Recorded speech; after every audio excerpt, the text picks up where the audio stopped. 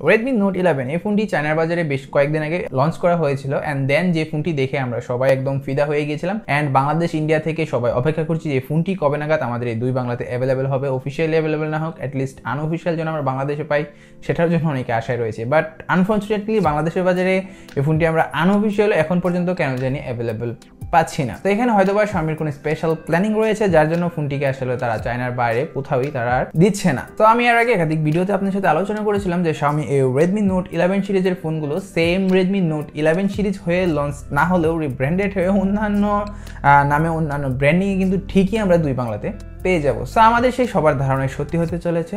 ইন্ডিয়াতে Xiaomiর তরফ থেকে Xiaomi Redmi Note 11T নামে একটি ফোন লঞ্চ করা হচ্ছে এন্ড যেটি হচ্ছে রিব্র্যান্ডেড করা হয়েছে Redmi Note 11 থেকে। সো হচ্ছে গিয়ে ওই ঘুরিয়ে পেয়েছি আমরা Redmi Note 11টাই আসলে দুই বাংলাতে পেতে চলেছি খুব জলদি। আজকের এই ভিডিওতে কথা বলবো Redmi Note 11T এই ফোনটি কি কি স্পেসিফিকেশন নিয়ে বাজারে আসছে, কবে নাগাদ অফিসিয়ালি বাজারে আসছে সেই ব্যাপারে কনফার্ম লঞ্চ ডেট আপনাদের জানাবো কেমন প্রাইস সেগমেন্টে ফোনটি ইন্ডিয়ার বাজারে অফিসিয়ালি লঞ্চ হচ্ছে, দেন ফোনটি বাংলাদেশের বাজারে কেমন প্রাইস সেগমেন্টে আমরা পেতে চলেছি। তো চলুন আর বেশি কথা বলবো না, বরাবর মতো এন্টারপ্রাইজের পক্ষ থেকে আমি শাইমাল মামুন। আপনি যদি আমার চ্যানেল নতুন হয়ে থাকেন প্লিজ সাবস্ক্রাইব করে আমার এই ছোট পরিবারটার সাথে যুক্ত হয়ে যাবেন এবং সেই সাথে অবশ্যই ভিডিওটি ভালো লাগবে আশা করি। তো চলুন ভিডিওর মূল পর্বে চলে যাই।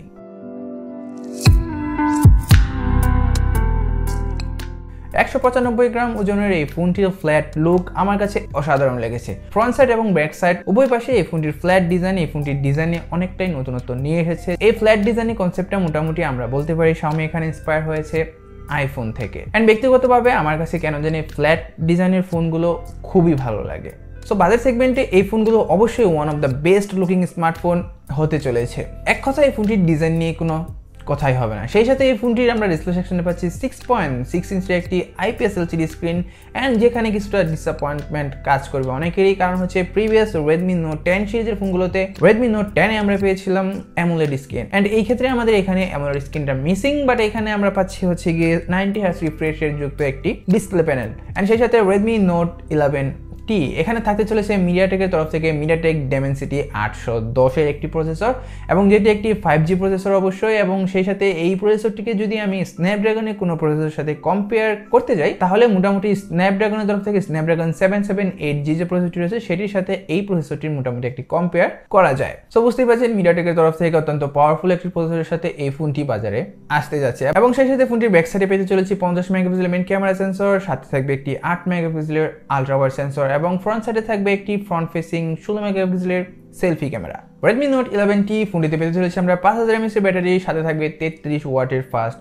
চার্জার এবং সেই সাথে অবশ্যই এই ফোনটিতে ডুয়াল স্টেরিও স্পিকার থাকছে যেটি হচ্ছে JBL দ্বারা টিউন করা থাকবে। আই থিঙ্ক এখানে কিছুটা কনফিউশন রয়েছে কারণ চায়নাতে আমরা যে ফোনটি লঞ্চে দেখেছিলাম Redmi Note 11 সেই ফোনটি রিব্র্যান্ড হয়ে যেহেতু ইন্ডিয়ার বাজারে আসছে, সো এখানে টুকটাক কিছু স্পেসিফিকেশনের চেঞ্জ কিন্তু আমরা দেখতে পারি। সো সেই ক্ষেত্রে হয়তো বা এখানে আমরা JBL এর জায়গায় হয়তো ডলবি দ্বারা টিউন করা ডুয়াল স্টেরিও স্পিকারটা পেতে পারি। সো এই ব্যাপারটা কিছুটা কনফিউশন রয়েছে, তো সে যাই হোক এটা মেজর তেমন কোনো ইস্যু না এবং এই ফোনটির ক্ষেত্রে আমরা পাবো হচ্ছে গিয়ে 3.5mm অডিও জ্যাকটা। তো এবার কথা হচ্ছে Redmi Note 11 রূপে এই Redmi Note 11Tটা আসলে আমরা ইন্ডিয়ার বাজারে কবে নাগাদ অফিসিয়ালি লঞ্চ হতে দেখছি। সো এই ফোনটি ইন্ডিয়ার বাজারে যেমনটা লিকেজ রয়েছে আমার কাছে মোটামুটি আপনারা কনফার্ম থাকতে পারেন নভেম্বরের 30 তারিখ ইন্ডিয়ার বাজারে এই ফোনটি লঞ্চ করে দেওয়া হচ্ছে এবং সেই সাথে এই ফোনটির প্রাইসিং এর ব্যাপারেও কিছুটা লিকেজ রয়েছে আমার কাছে। আপনারা মোটামুটিভাবে কনফার্মলি ধরে নিতে পারেন 16 থেকে 17,000 রুপিসের ভিতরে এই ফোনটি আমরা ইন্ডিয়ার বাজারে লঞ্চ হতে দেখছি। সো ইন্ডিয়ার বাজারে যদি এই ফোনটি Redmi Note 11T ফোনটি লঞ্চ হয়ে যায় তাহলে এই ফোনটি বাংলাদেশেও অবশ্যই আমরা এখন আনঅফিশিয়ালি কিন্তু চুপি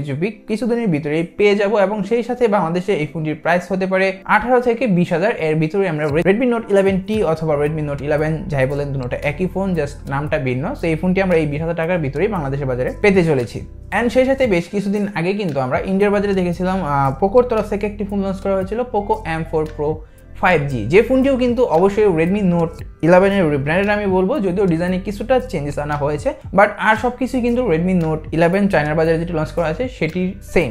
সো এই ক্ষেত্রে অবশ্যই পোকোর এই ফোনটি Xiaomiর তরফ থেকে একটি রিব্র্যান্ডেড ফোন অবশ্যই আমরা বলতে পারি। এই Redmi Note 11 সিরিজের যে আরো দুটি বড় ভাই রয়েছে Redmi Note 11 Pro এবং Pro Plus, সেই দুটি ফোনও অবশ্যই গ্লোবালি লঞ্চ হবে এবং যেমনটা লিকেজ রয়েছে সেই দুটি ফোন ইন্ডিয়াতে লঞ্চ হবে অফিসিয়ালি Mi 11i নামে এবং Pro Plus যে ফোনটি রয়েছে সেই ফোনটি লঞ্চ হবে গিয়ে Xiaomi Mi 11 Hypercharge এরকম একটি নাম দিয়ে রিব্র্যান্ডেড হয়ে ইন্ডিয়ার বাজারে লঞ্চ হবে। দেন এই ফোনটি বাংলাদেশের দিকে অবশ্যই অফিসিয়ালি আসতে চলেছে এন্ড যেমনটা লিকেজ রয়েছে যে ফোনগুলো অবশ্যই গ্লোবালি স্ন্যাপড্রাগন ভেরিয়েন্টের সাথে লঞ্চ হতে পারে।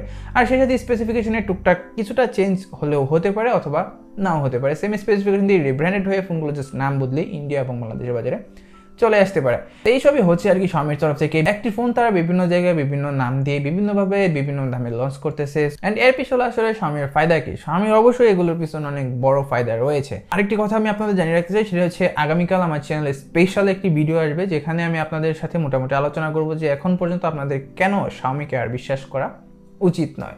সো সেই ভিডিওতে আমি এই ব্যাপারটি নিয়ে বিস্তারিত আলোচনা করবো যে Xiaomiকে অবশ্যই আপনার কেন একটু এড়িয়ে চলা উচিত। আর ওই ভিডিওটি আপলোড করার শেষে অবশ্যই আমি এই ভিডিও ডেসক্রিপশনে ওই ভিডিওটির লিঙ্ক দিয়ে রাখবো। আপনারা চাইলে ওই ভিডিওটি আমার এই ভিডিও ডেসক্রিপশন থেকেও কালকে দেখে নিতে পারেন। তো দেখা হচ্ছে অবশ্যই আগামীকাল ইনশাআল্লাহ। টিল দেন সবাই ভালো থাকবেন, সুস্থ থাকবেন। আজকের মতো এই পর্যন্তই। খোদা হাফেজ।